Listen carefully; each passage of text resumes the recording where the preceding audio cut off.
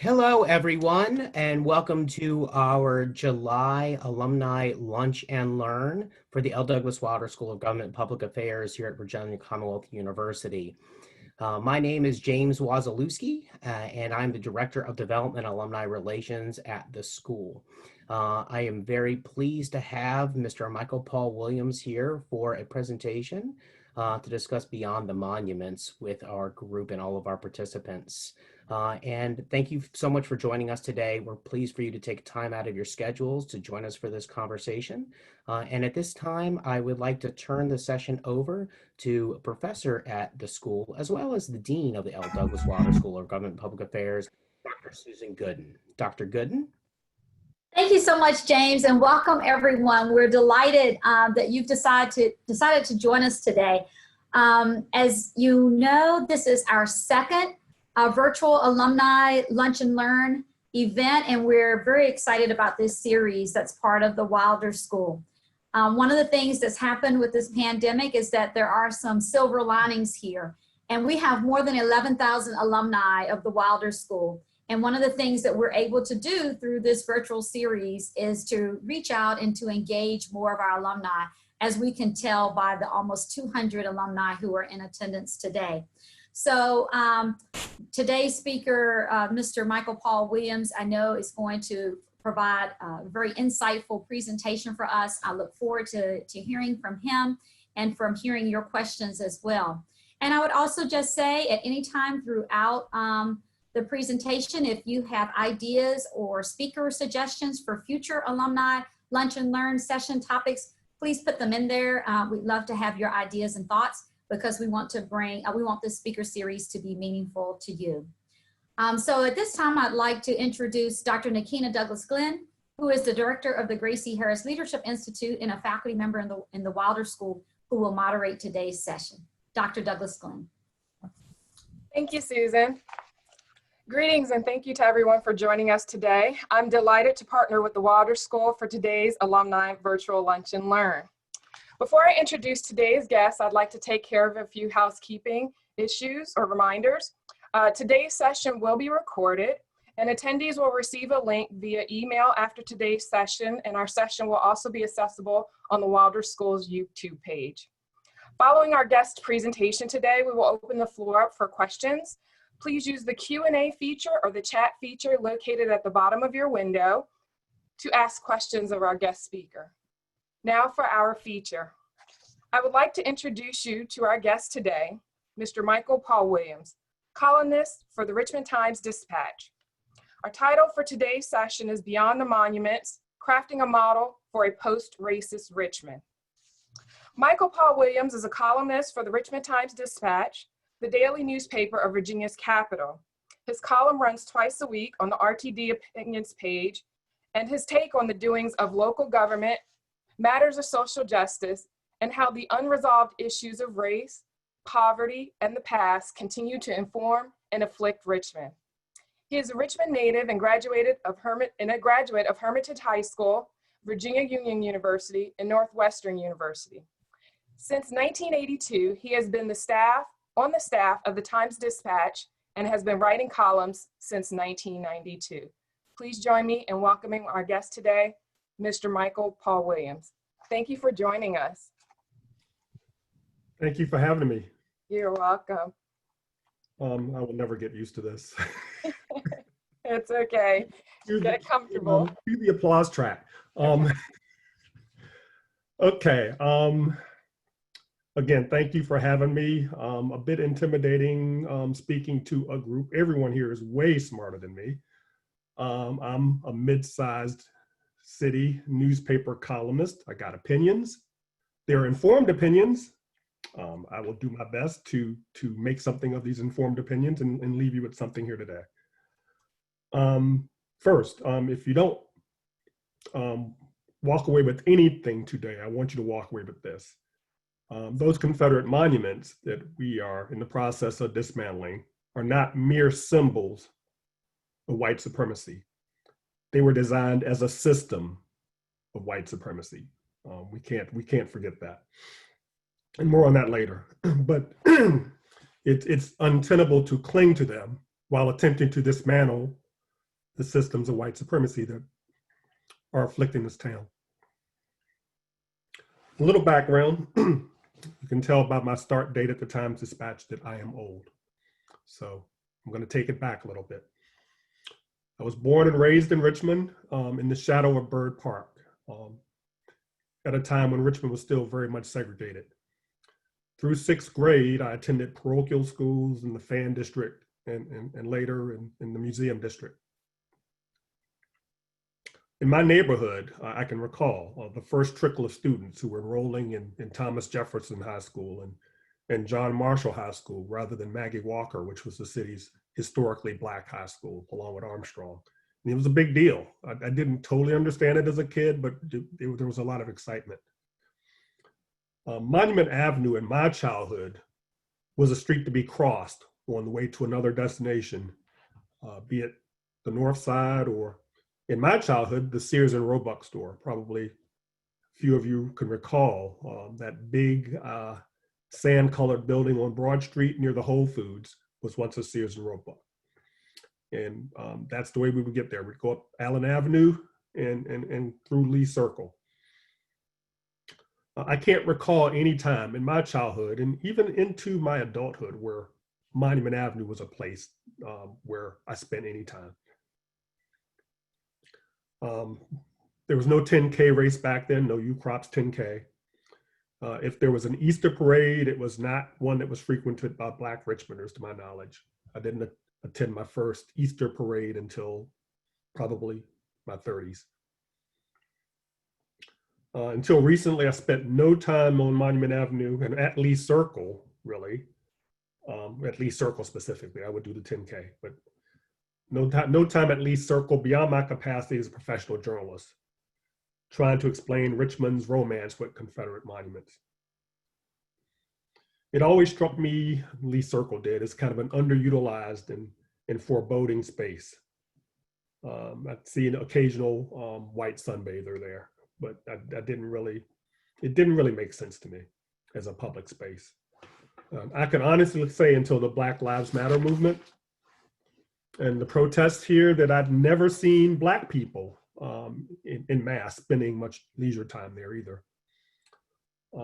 Lee Circle, or Marcus David Peters Circle, as it's been rechristened by activists, is as welcoming, as populated as I've ever witnessed it. And for the first time, as events by the evening light shows projecting George Floyd and Harriet Tubman and John Lewis onto the Lee statue, we can honestly say that Richmond's Confederate monuments now have their proper context. And so for that, I'm grateful for this movement. Richmond has always been a place where Black lives and white lives were bisected by an interstate highway or this tremendous gulf in wealth and power. This is all by design. The Lee Monument was erected in 1890 to reassert white Southern dominance as part of what for decades would be an exclusively white real estate development.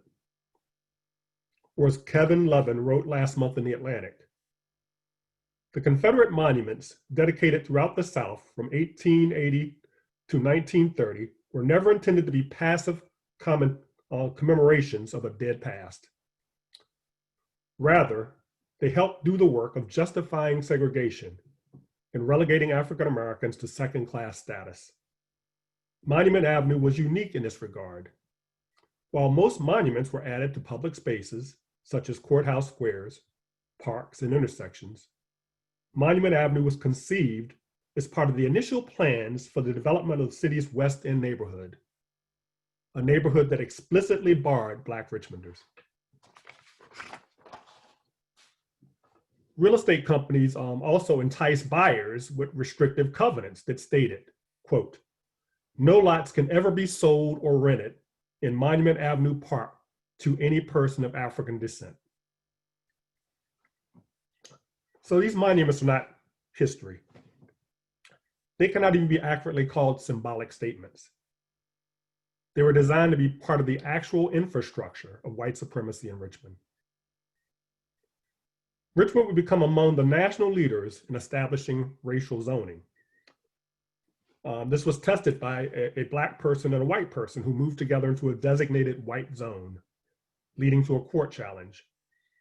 The city's ordinance was upheld in 1915 by the Virginia Supreme Court. But 2 years later, the US Supreme Court would rule racially biased zoning unconstitutional. But private and commercial discrimination continued unabated, with the rise of restrictive covenants that barred Black and Jewish people. Such deeds were not outlawed until 1948, but redlining and other forms of discrimination continued. The swollen, overblown rhetoric that greeted the unveiling of the Lee Monument and subsequent ones on Monument Avenue smacked of the desperation people employ when they're trying to convince themselves and others what they know to be a lie. John Mitchell Jr., newspaper editor and an African-American member of the Richmond City Council, saw all this for what it was up in the lead up to the Lee Monument. Mitchell said that the Lee Monument, quote, will ultimately result in handing down to generations unborn a legacy of blood and treason. He predicted of the Black man, quote, he put up the Lee Monument, and should the time come, he'll be there to take it down. For the longest time, this prediction seemed implausible, and Monument Avenue remained off limits. Even after a monument to Arthur Ashe was added to Monument Avenue during the mid-1990s, a Black man was arrested on the avenue while walking home from work at St. Mary's Hospital in the wee hours, and he was hauled into court, where the judge asked, "Why didn't you walk down Broad Street?" I'm ashamed to say I accepted those monuments for too long, just as we have lived too long with our city's glaring disparities. Those monuments fit the city's prevailing racism like a hand in glove. When Richmond, after a long court battle over the racially motivated annexation of a part of Chesterfield County, elected its first Black majority on city council, which elected the city's first Black mayor, there is fear among the city's hierarchy, the power brokers, that the Black politicians would make a move toward those monuments. Of course, Henry Marsh and the other council members were pragmatic enough to realize that they should focus on other priorities. And even today, some of them chuckle at the memory of the fears surrounding the statues. Or as former Mayor Henry Marsh told the Times-Dispatch, "We found out about a year later, and we just laughed for 15 minutes. Think about that. If something is just merely symbolic, has no tangible value, why have we clung for it? Why was there this fear? What is it about those monuments that they had to remain there? So like the US and Soviet Union during the Cold War, we arrived at a certain detente regarding the monuments. I remember covering the unveiling of the Arthur Ashe statue. And I wrote that the two warring viewpoints between his statue and the Confederates, quote, are difficult to reconcile, even after more than a century. As it turns out, events in Richmond more than 2 decades later would make it impossible to reconcile. The murder of 9 Black churchgoers in Charleston, South Carolina in 2015 was a point of no return for me on Confederate monuments. Murderer Dylan Roof was shown embracing the Confederate flag, among other trappings of white supremacy. I immediately called for the removal of the monuments. 2 years later, after white supremacists marched on Charlottesville in defense of Confederate monuments, and a neo-Nazi murdered Heather Heyer with his car, my opposition solidified. And the call for removal got less lonely in Richmond, with the mayor establishing a commission on Monument Avenue. But in typical commission fashion, nothing happened, even with their recommendation to remove the Jefferson Davis statue. The focus in Richmond became addition rather than subtraction, with the arrival of a monument to Maggie Walker, the coronation of Arthur Ashe Boulevard, the dynamic addition of Kehinde Wiley's Rumors of War statue at VMFA, and talk of a monument on Monument Avenue dedicated to US colored troops. In hindsight, they never would have been enough. the Confederates would always have had the other monuments outflanked, outsized, outnumbered. But big moments invariably have their tipping point, and we are living ours with the killing of a Black man a half continent away.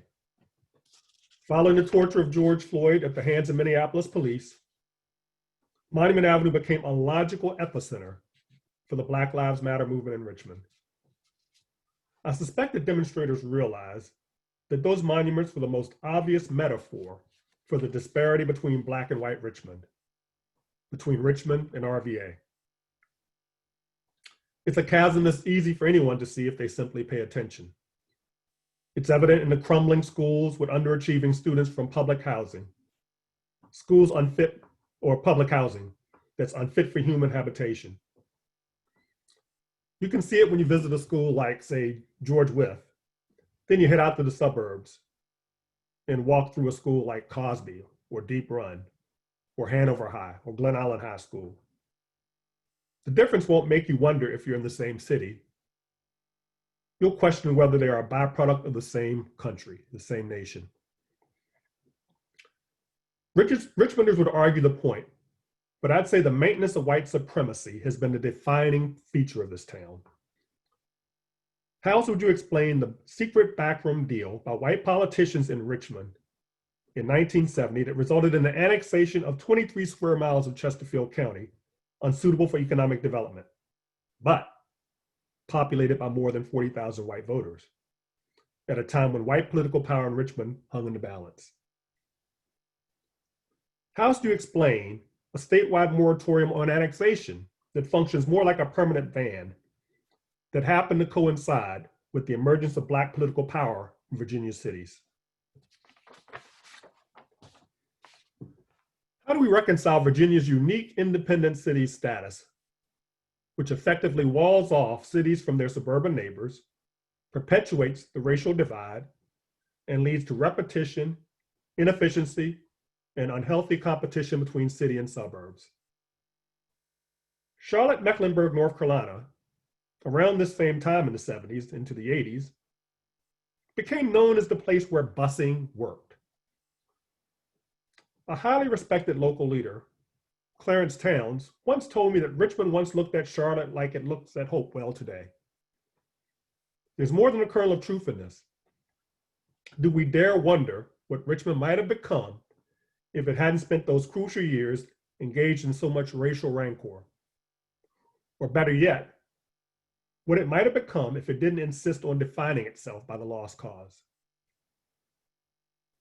How else do we explain the furious flight of Richmond's white residents to the suburbs around the time of the desegregation of the schools in the form of the court order by Judge Roger Marriage to call for, to issue crosstown busing to desegregate schools that weren't meaningfully desegregating before?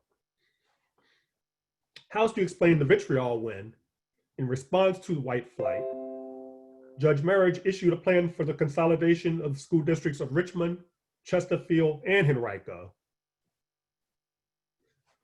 If memory serves, they burned down his guest house, might have shot his dog. I mean, they went after him.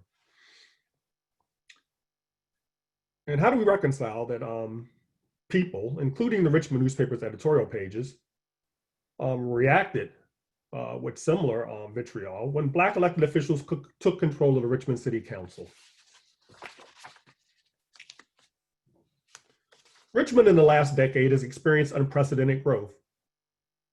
At more than 230,000 people, we've come a long way from the 1990s, when our population dipped perilously close to 190,000.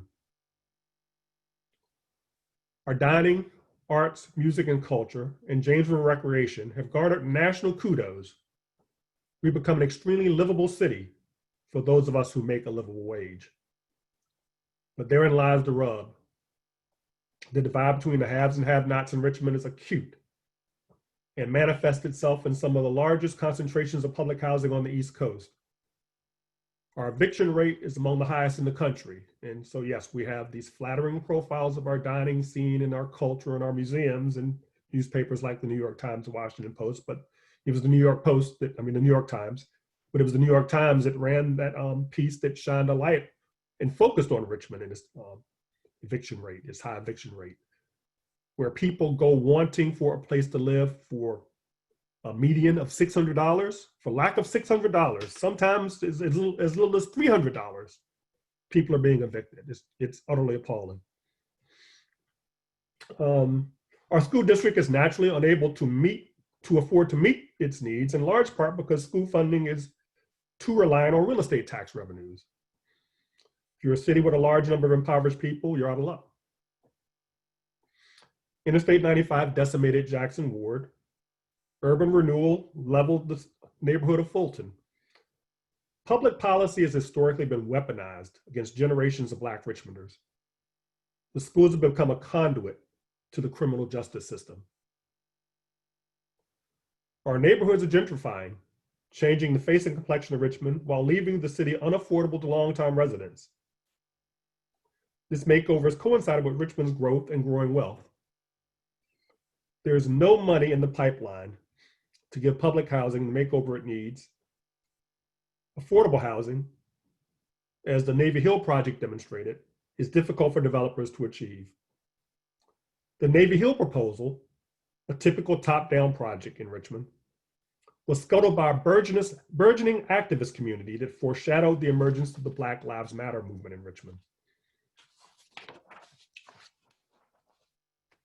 Richmond for All and other groups are putting to lie our city's reputation as a hotbed of social rest. We need to give a representative number of those energetic voices a seat at the table. For too long, real power in Richmond has been held by too few, particularly our largest corporations. We need their fresh ideas to augment a visionary, creative community that is largely responsible for Richmond's renaissance. We need to move beyond protest to a viable plan. It is not enough to defund the police. We need a cohesive plan for how those resources might be brought to bear to uplift the neediest communities. A new Coliseum certainly is not our highest priority. And can you imagine what that would look like in a pandemic-riddled nation where arenas sit empty? Our big ideas must be decentralized and dispersed into communities where they are utterly focused on people.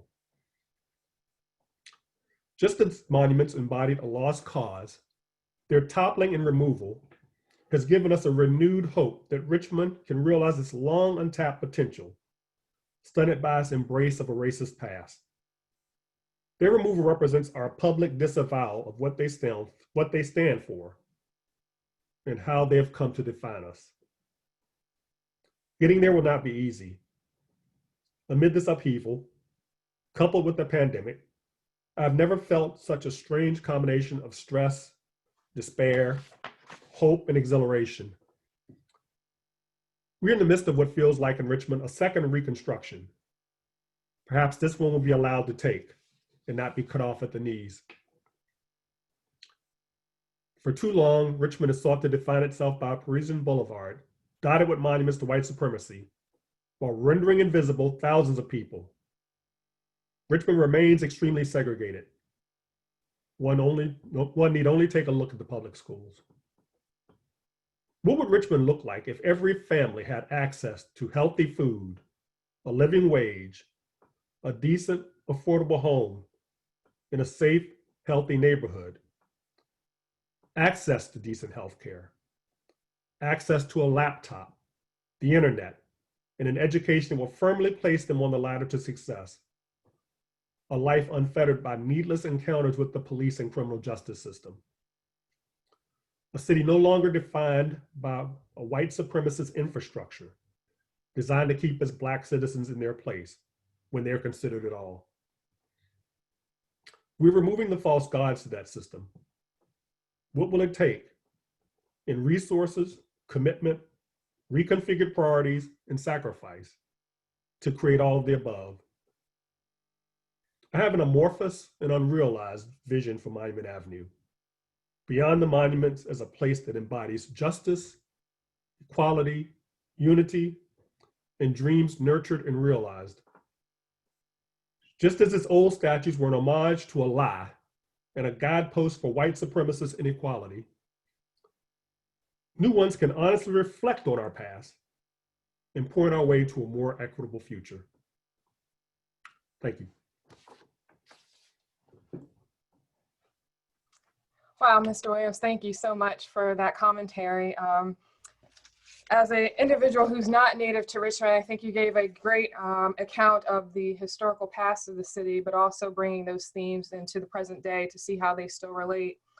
One of the quotes when I was preparing for this session with you today that stuck out to me was a quote that you published on June 3rd that said, "Richmond beyond the protest needs a space to deconstruct the painful past that informs our racist present.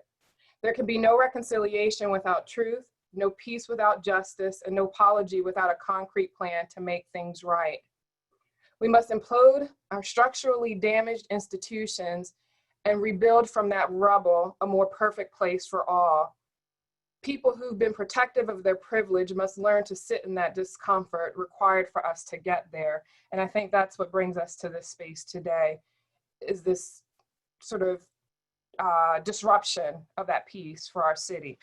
So when we think about what it means to be a Richmond resident, could you talk to us a little bit about sort of this two Richmonds? You alluded to it today in your conversation. You talk about RVA and you talk about Richmond, both past and present. Could you unpack that for us a little bit more? Yeah, there have always been two Richmonds. I think that the example I cited in the New York Times is probably the one of the most vivid expressions of how the two Richmonds work.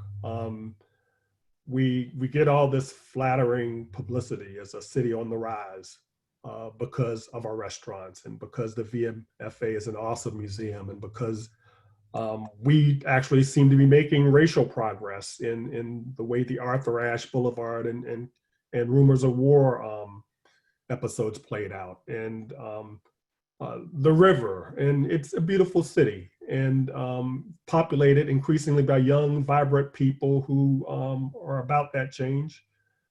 But then the New York Times comes in and just utterly guts us with that piece about the evictions. It was a horrid look that should leave us all deeply embarrassed and deeply ashamed. And that's Richmond. And you know, it's a dichotomy that I struggle with as a person who, I mean, I'm an RVA guy for the most part. Because I make a living wage. I grew up in a home where I wanted for nothing and managed to get a good education thanks to the sacrifices of my parents. And you know, my sensibilities are very much of that RVA, where I enjoy hitting up the restaurants and going to the museum and experiencing the culture.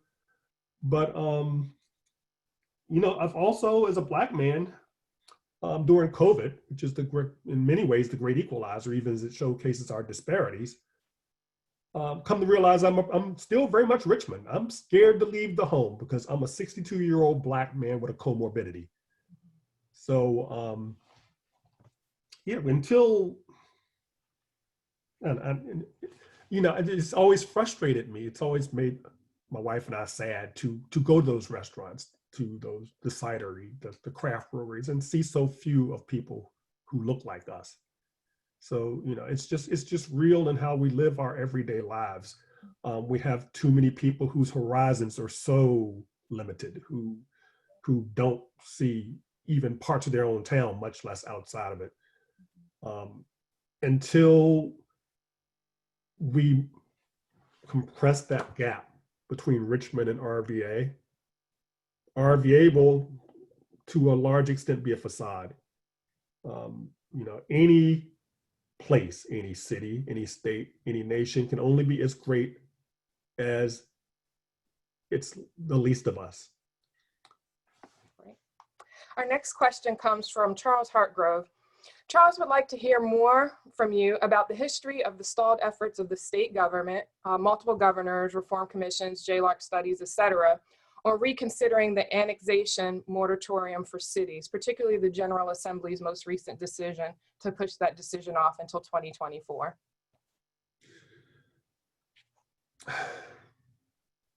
You know, Mayor LeVar Stoney was quoted in the eviction story saying pretty much something to the effect that this is intentional. We've got to acknowledge the intentionality of all these systems. The racism behind them. We seldom want to be that frank about what was at work. Annexation was a perfectly fine idea until Black people got the levers of power, and all of a sudden it became the worst thing in the world, and it was effectively banned in Virginia. And you've got to call that what it is. That's racism. You know, it's white supremacy at work. White supremacy is at work on so many levels in the very infrastructure of how we do things in Virginia. The independent cities, the annexation ban, just so many things. I mean, the whole protection of the monuments for how long? The removal of local control, just things that are just totally at loggerheads with what people profess to believe philosophically, but do the opposite of. Yeah, I mean, I'm kind of surprised that the whole annexation bit has not been much more of an issue that captured the imagination of people. And that's one of the things that we have to tackle moving forward as part of this movement, because Richmond is landlocked. The annexation ban in independent cities have facilitated the racial divide, the disparities in wealth between city and suburbs, education. There's no reason that we do these things except to facilitate that. Speaking still in terms of the regional cooperation, could you talk to us a little bit about, do you believe regional cooperation has progressed over the last couple of decades, and if you think it continues to move in a positive direction? And any view on how critical the cooperation is to substantive change around issues important to African Americans? And that comes to us from Jordan Jackson, a former resident of Richmond.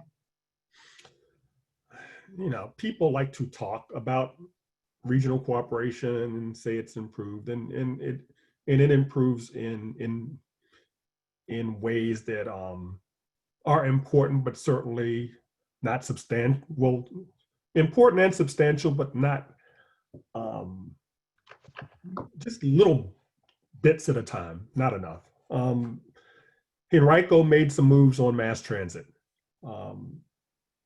as the political makeup of the county and the demographics of the county began to change, and became more willing to have GRTC buses run through.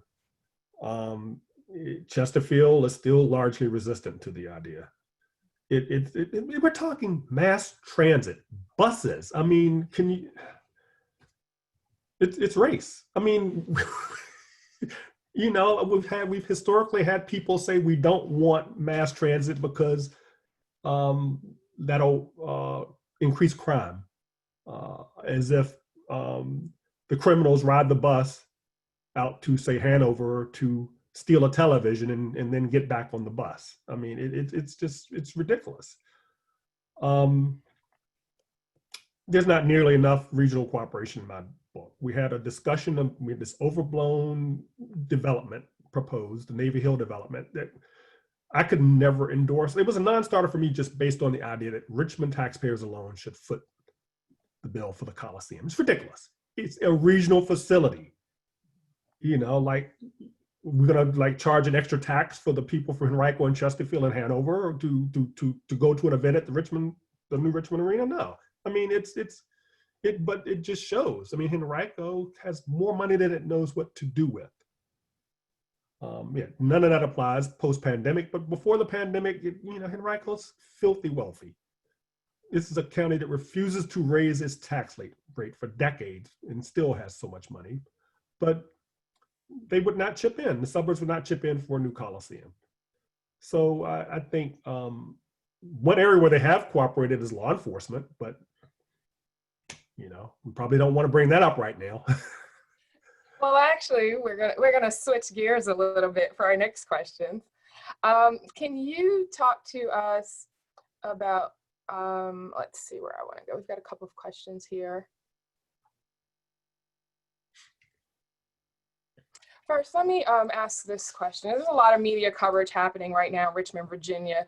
It seems very Richmond centric. Even so, with myself living out in Chester, I had to say to myself, man, I forget that this is the capital, the way that the news is really covering this. This is a Virginia story, not just a Richmond story. And can you help contextualize some of the conversations that have been happening here in Richmond for those individuals who aren't in the state or may feel that the narrative happening at the capital of Virginia is very localized to Richmond, and how they can understand that from their parts of Virginia? I have always argued that even before this, I'm not trying to hype this or tell tales out of school. Even before anyone thought of a pandemic or this Black Lives Matter movement, or I've always insisted that you cannot understand America if you don't understand Richmond, Virginia. And in that regard, we're blessed to be here. Richmond is the perfect encapsulation of everything. It's your one-stop shopping for subjugation, for bad history, and for the way forward. It's it's no accident that the New York Times comes rolling down here, or the Washington Post to shine a light at these movements. The monuments are a metaphor for everything. The eviction rate is a metaphor for everything. We're just classic. So and to my thinking, I mean, people from Northern Virginia or what we used to call Tidewater, but it's now Hampton Roads, will take issue. But I mean, this is the truest Virginia. Central Virginia is the truest Virginia. But yeah, as far as the major city goes, Richmond is the most Virginia of cities. And yeah, naturally it's the capital.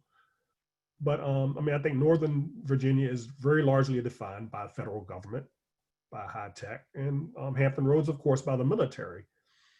So I think Richmond and the Richmond region and the changes it's undergone are kind of an accurate barometer of Virginia in all its ambivalence.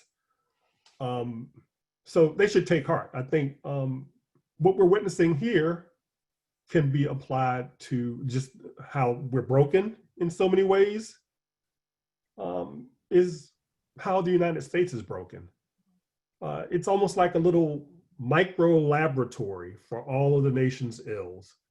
So come to Richmond. I mean, for so long, I'd hear my friends from Washington, D.C. Say, well, we never stopped in Richmond.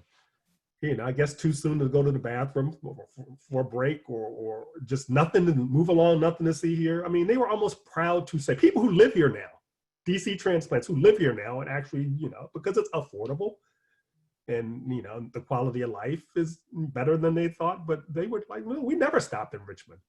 Stop in Richmond. I would tell anyone, stop in Richmond. If you want to understand what's happening in America right now, stop in Richmond. We're the cradle of liberty, the capital of the Confederacy, once the second busiest slave trading hub in the nation. We were to a very large extent a brainchild of the civil rights movement with lawyers like Oliver Hill and Spotswood Robinson, just to name a few. Busing blew up here. We had Black political power here before many cities in the South, and now we are where we are. It's a fascinating place. Great, thank you. As you say, for justice to be realized, it's going to have to come through Richmond. It's going to have to stop here. Yep. Let's switch our gears a little bit to our next question from Scarlett Hybuck. Her question is, do you see a real shift now in the current climate of Black Lives Matter that can be lasting and positive? I do not profess to be a student of Black Lives Matter and its history.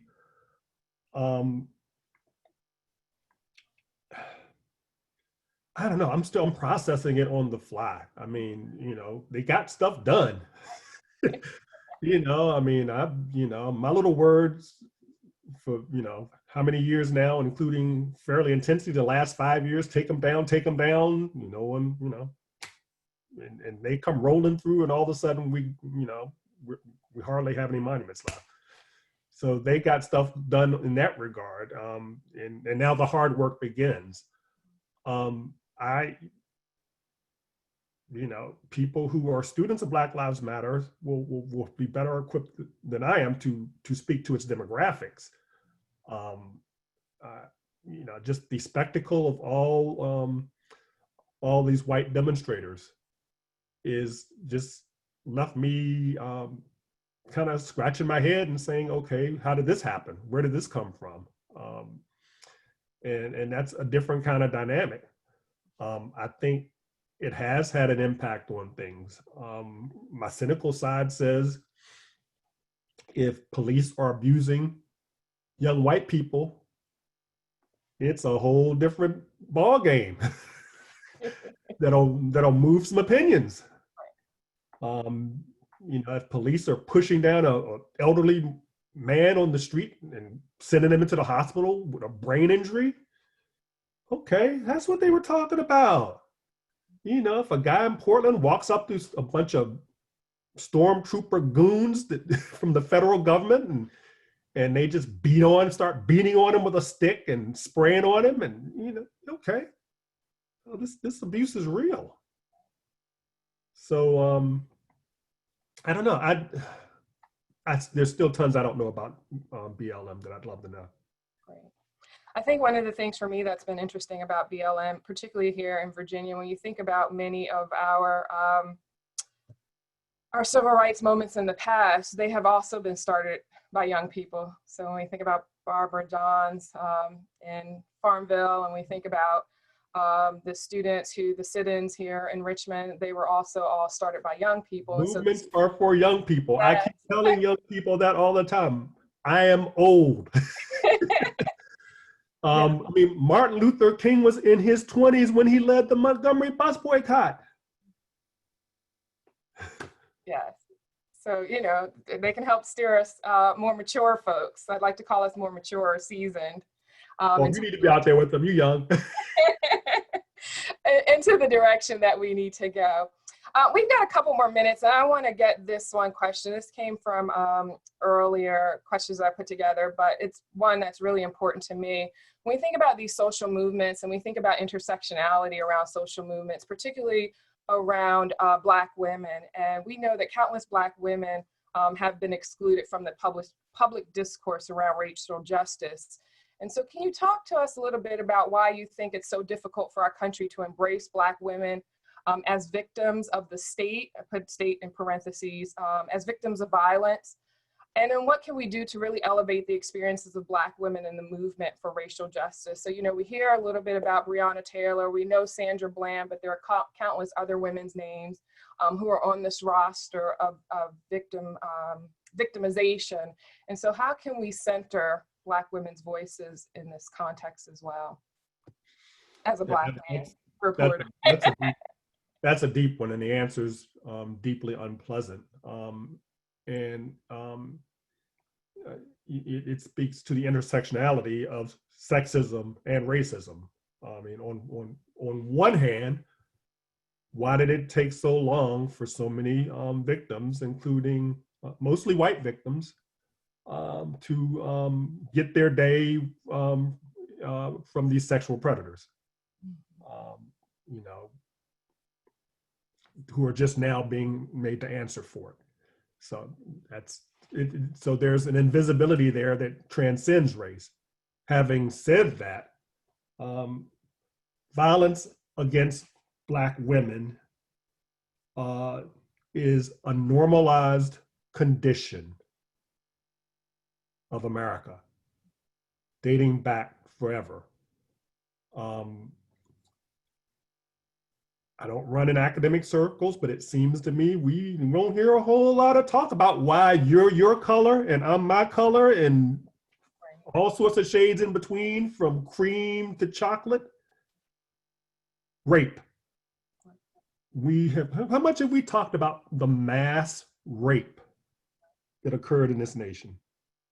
I mean, am I missing something? Do you hear a lot of discussions about it? You know, I mean, we talk about enslavement and subjugation and the violence, the physical violence, but we don't talk about that much about the sexual violence. It's almost like it's a bridge too far.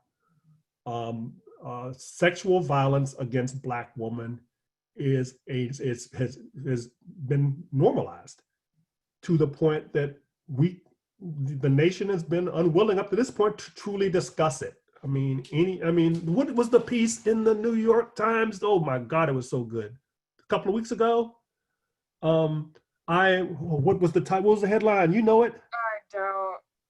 Oh, We'll have to pull it after this.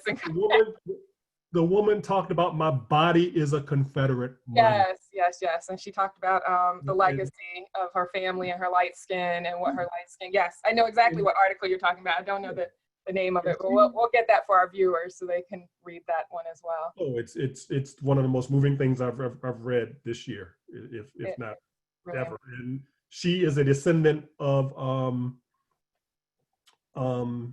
what's it, the gentleman in Alabama had the bridge named Bloody Sunday.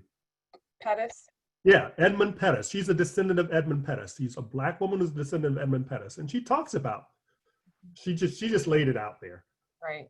The sexual violence against Black women that we don't talk nearly. I mean, that was a revelation.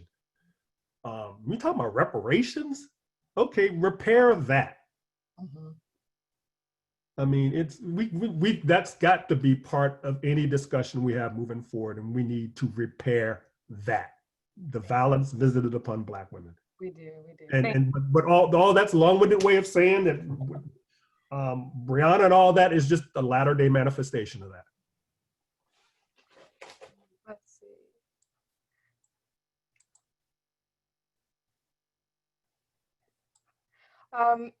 Let's see, this question here is from Jordan Jackson. Great question, highlighting social, racial, and economic disparities. What in your view are the most critical actions to drive significant change going forward? Is it voter turnout, educational achievement, quotas, etc.? Wow. Well, obviously voter turnout, because you know what needs to happen in November. I'm not going to insult anyone's intelligence. The nation is really on the precipice. Mm-hmm.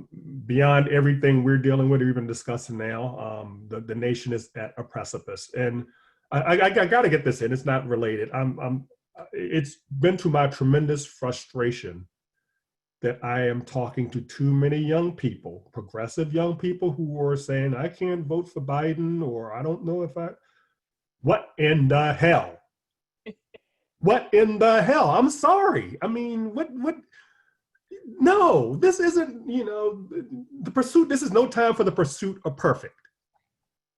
We are literally hanging on a thread.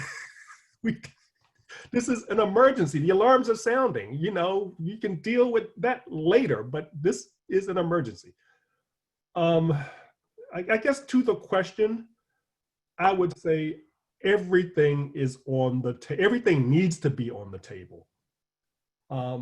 We have structures that are clearly not working. We need to be re-examining every system, every structure, how our city government is formed, how our city council works. For instance, I mean, if you have a city council, you have 9-member city council where people are paid like $25,000, $27,000 a year, and your suburban counterparts, who are the 5 council members or supervisors out in the suburbs, are making like $65,000. What do you gotta, okay, it's really kind of a full-time job, but it's certainly a part-time, not livable wage. What, you get what you pay for? Who's going to be in a situation to be able to hold that office? Right. So we need to be looking at stuff like that. We need to look at our city charter, which, was, I think, originally written in 1948, if not mistaken. I mean, does it still work in the 21st century? Everything needs to be on the table moving forward, nationally and in Richmond. The status quo clearly has not worked. I understand. Well, it looks like we are down to the last of our time. We have about 5 minutes left. So I'm going to take a look at the questions and give you some themes, and then perhaps I'll let you have the opportunity for some closing remarks around those themes or however you'd like to take us out. So we have some comments, questions related to allyship. How can allies be supportive in our fight and quest for racial justice? Also, ideas about how we can continue to use the Monument Avenue space as a public space, perhaps, thinking 5 years down the road from now. There's also a question that goes back to what would have been the ideal scenario around Navy Hill circumstances, and then what can individuals do personally? Is it writing letters? How do we force our leaders really to become entrenched in this conversation about racial justice? So I will turn it over to you to sort of offer some final comments about our conversation here today. And I'd love to, I may talk with the dean, so I feel like we need a part 2 to get to some more of these questions. So if you're willing, I'd love to come back and continue this conversation with you in the future. Okay. First one, Monument Avenue. It is. There's some people still in their feelings about what's happening there and their lawsuits. We need to be moving forward. It's a tremendous opportunity to rebrand Monument Avenue as an avenue for racial justice, an avenue for justice, period. And we've got a bunch of pedestals. On those pedestals can be expressions, artistic expressions of our aspiration to create a just and equal society. On those pedestals, we can also find room for the inspirational figures in our history who embody that. We could have international competitions. It's just a tremendous opportunity to create an avenue that all of us can be proud of, and not one that's inherently divisive and causes some of us mortification, shame, and anger. God, I wish I had I'm trying to remember what else was said. I would just like to say this. How we frame discussions is important. And we talk about this and we talk about that. And we talk about evictions, and we talk about healthcare disparities, and we talk about education and income disparities, and we talk about the criminal justice system and defunding the police. We have all these like silos of discussion. We're talking about racism. Newsflash. Why can't we say that? It's all racism. It's 400 years of racism, America's original sin, writ large, manifesting itself on our modern life. And we can't say the word, we can't call anyone racist, we can't call these, which is more crucial, we can't call these systems racist, so that it doesn't matter if a black police chief slides up in there, he's commandeering a racist machine. What is it? It's racism. Why can't we? Racism is the #1 problem in America, period, has been for 400 years. All the stuff we're talking about is confronting racism. We eradicate racism, everything else will work itself out. Well, I want to say thank you for joining us today. I think that's the perfect place for us to end. Yes, today's session is brought to you by the letter R for racism. We definitely have to deal with that, structural racism at all levels. So and let me just add, yes. if we deal with the racism, our white brothers at the bottom will also be lifted up. Racism hurts them too. It's been used as a tool to keep them at the bottom. And I don't think that people understand that, how racism is deployed in our systems, how it's deployed in our institutions. And as you say, it does impact everyone. So thank you so much for joining us today. I want to say thank you to our guest, Mr. Williams, for your wonderful presentation.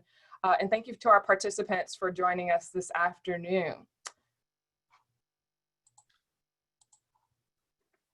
think we have some announcements that we'd like to share with you. We'd like for you to mark your calendar for our August Alumni Lunch and Learn. It's going to be held on Wednesday, August 19th, 2020 from noon to 1 p.m., where our featured guest will be Dr. James Lane, Superintendent for Public Education, Virginia Department of Education, Dr. Maria Petrie Martin, Superintendent of Petersburg City Public Schools, and Dr. Andrew Dare, Dean of the School of Education at Virginia Commonwealth University. The title for that session will be Reopening Virginia's K-12 Schools and Measuring COVID-19, Recover, Redesign, and Restart. And again, I'd like to thank you, Mr. Williams, for our conversation today. Thank you for all of your insightful remarks, and thank you for being a friend of the Wilder School. All right, thank you for having me again. You're welcome. Thank you again, everyone. Mr. Williams, Dr. Douglas Glenn, and Dr. Gooden for this incredible presentation and conversation. We also want to extend an incredible thank you to each of our participants in today's session as well.